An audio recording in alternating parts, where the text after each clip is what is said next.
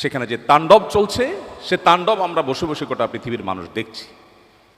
আগামী 100 বছর 200 বছর পরের যে প্রজন্ম পৃথিবীতে আসবে, আমাদের নিয়ে তারা আলোচনা করবে পৃথিবীতে তখন মানুষ ছিল যাদের চোখের সামনে কুরে কুরে একটি জনপদের মানুষকে শেষ করে দেওয়া হয়েছে।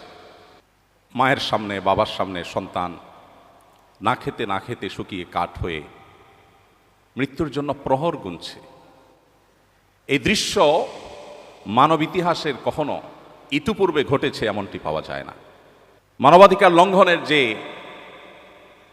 হিড়িক আজকের পৃথিবীতে চলছে, একদিকে মানবাধিকার প্রতিষ্ঠার জিগির আমরা সারাক্ষণ শুনতে পাচ্ছি, আর অপরদিকে প্রতিনিয়ত মানবাধিকার লঙ্ঘন চলছে।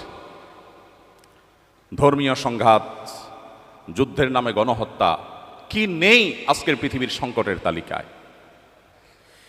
এর বিপরীতে আমরা যদি রাসূল করিম সাল্লাল্লাহু আলাইহি সাল্লামের সুন্নাহ এবং তার সে মহান আদর্শকে সামনে রাখি, আমরা দেখতে পাই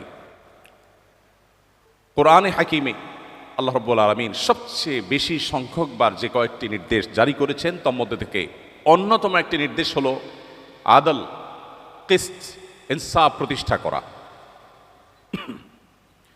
কোরআনে কারিমে শুধুমাত্র আদল শব্দটি বিভিন্নভাবে, এই মূলধাতু থেকে এই শব্দটি বিভিন্নভাবে কতবার ব্যবহৃত হয়েছে এ নিয়ে গবেষকদের মধ্যে নানাবিধ মত পাওয়া যায়।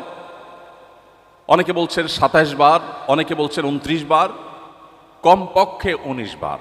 এর নিচে হওয়ার কোনো সম্ভাবনা বা কম হওয়ার কোনো সম্ভাবনা নেই।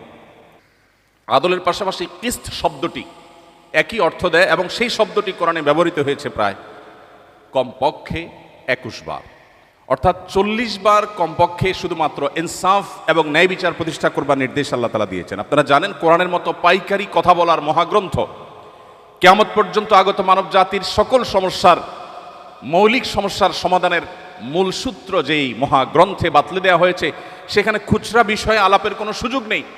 যেই মহাগ্রন্থে 5 ওয়াক্ত নামাজের বিস্তারিত বিবরণ দেবার সুযোগ পর্যন্ত নেই,